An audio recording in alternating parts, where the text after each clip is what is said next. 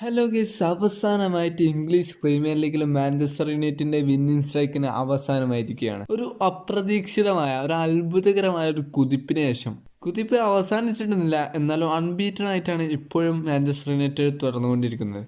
Manchester City, Arsenal, Tottenham അടക്കം 3 കിടിലൻ ടീമുകളെ ബിഗ് മാച്ച് കളിച്ച് പരാജയപ്പെടുത്തിയിട്ടാണ് അവസാന 5 കളിയിൽ 4 കളിയും വിൻ ചെയ്ത് ഒരു കളി മാത്രം സമനിലയായിട്ട് മാക്സിമം 15 പോയിന്റിൽ നിന്നും 13 പോയിന്റും കാരിക്കിൻ്റെ ടീം വളരെ നിഷ്പ്രയാസമായിട്ട് കൈക്കലാക്കിയിട്ടാണ് ഇപ്രാവശ്യം EPL ഒരു ബെസ്റ്റ് പെർഫോമൻസ് കാഴ്ചവെക്കുന്നത്. യുണൈറ്റഡിൻ്റെ കാര്യം പറയുകയാണെങ്കിൽ നമുക്കറിയാം, ടെൻഹാഗിനെ ഒഴിവാക്കി. അപ്പോൾ വിചാരിച്ചു ടെൻഹാഗിൻ്റെ പ്രശ്നമാണെന്ന് വിചാരിച്ചു. അതിനുശേഷം ദ ബെസ്റ്റ് കോച്ചായ അമോറിമിനെ സ്പോർട്ടിങ്ങിൽ കത്തി നിൽക്കുന്ന സമയത്താണ് യുണൈറ്റഡ് ടീമിലെത്തിച്ചത്.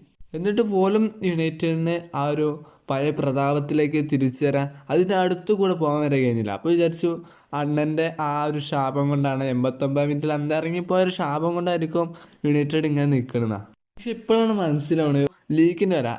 ഇംഗ്ലീഷ് പ്രീമിയർ ലീഗിലെ ഒരു ടീമിൻ്റെ അസിസ്റ്റൻറ്റ് കോച്ച് എന്നല്ല, ഏതെങ്കിലും ഒരു ടീമിൻ്റെ ഭാഗമായ ഒരു കോച്ചിനെ ഹെഡ് കോച്ച് ആക്കിയപ്പോൾ ആ ഒരു ടീമിന് വന്ന മാറ്റം, അതാണ് ഇംഗ്ലീഷ് പ്രീമിയർ ലീഗിൻ്റെ ക്വാളിറ്റി എന്ന് പറഞ്ഞാൽ. വെയിൻ റൂണി അന്നേ പറഞ്ഞതാണ്, ഈ കാരിക്ക് എന്ന് പറഞ്ഞാൽ നിങ്ങൾ കാണുന്ന പോലെ ഒന്നല്ല, ആൾ സീനാണ്.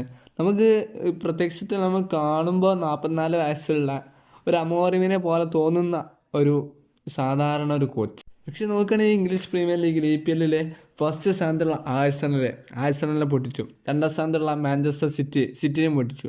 പിന്നെയും കത്തിക്കുന്ന ടോട്ടൻഹാം, അതുപോലെ തന്നെ ഫുൾഹാം, ഇവരൊക്കെ പരാജയപ്പെടുത്തി അവസാനമായിട്ട് വെസ്റ്റ് ഹാം എന്ന് വെച്ചാൽ കഴിഞ്ഞ 4 കളിയും അതിൽ 4ൽ 3 കളിയും ജയിച്ച് 5ാമത്തെ കളിയാണ് യുണൈറ്റഡിനോട് കളിക്കാൻ വരുന്നത്. ഒരു ഓഫ് സൈഡ് ഗോൾ, കസമീറോയുടെ ഓഫ് സൈഡ് ഗോൾ അടക്കം, ആ ഒരു ഗോൾ ഓഫ് സൈഡ് ആയിരുന്നില്ലെങ്കിൽ ചിലപ്പോൾ യുണൈറ്റഡ് ജയിക്കാമായിരുന്നു. അവസാനമായിട്ട് സെസ്കർ കിടിലൻ ഫിനിഷിങ്.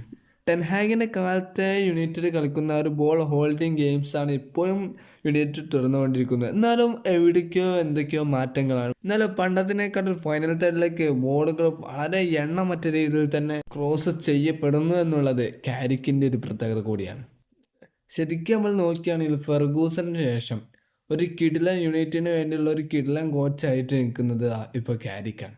ഇനി കാരിക്കിനെ കുറിച്ച് പറയുകയാണെങ്കിൽ മറ്റൊരു ബിഗ് ടീംസിനെ പരിശീലിപ്പിച്ചൊരു പരിചയം ഈ ചങ്ങായിക്ക് ഇല്ല.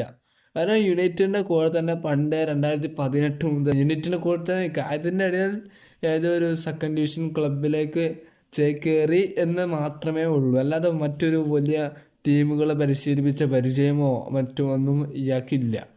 അതേസമയത്ത് നമ്മൾ റൂബൻ അമോറിമിനെ നോക്കുകയാണെങ്കിൽ ആ ഒരു വർഷം പോർച്ചുഗീസ് ലീഗിലെ ടേബിൾ ടോപ്പേഴ്സായ സ്പോർട്ടിങ്ങിനെ നയിച്ച വളരെ സ്കിൽഫുൾ സ്ട്രാറ്റജീസ് ഉള്ള ആൻഡ് കിടിലൻ ടാറ്റിക്സുമുള്ള ഒരു കോച്ചായിരുന്നു അദ്ദേഹം.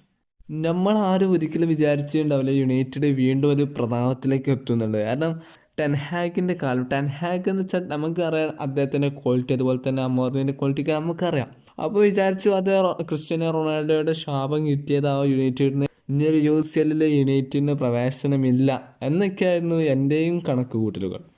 ബട്ട് അണ്ടർ ദിസ് മാൻ ഞാൻ പറയാം, ഈ ഒരു മാസത്തെ ഏറ്റവും മികച്ച ഹെഡ് കോച്ചിന് അവാർഡ് കൊടുക്കുകയാണെങ്കിൽ അതെന്തായാലും കാരിക്കിന് കിട്ടും. നമ്മളിപ്പോൾ നോക്കുകയാണെങ്കിൽ യുണൈറ്റഡിൻ്റെ പ്ലെയേഴ്സൊക്കെ പക്കാ സീൻ പ്ലെയേഴ്സാണ്. ഇപ്പോൾ ഈ സീസണിൽ അടിമുടി മാറ്റം വരുത്തിയിട്ട് എല്ലാം കിടിലൻ പ്ലെയേഴ്സ് കൊണ്ടുവന്ന പ്ലെയേഴ്സ് എല്ലാം പക്ക പ്ലെയേഴ്സാണ്.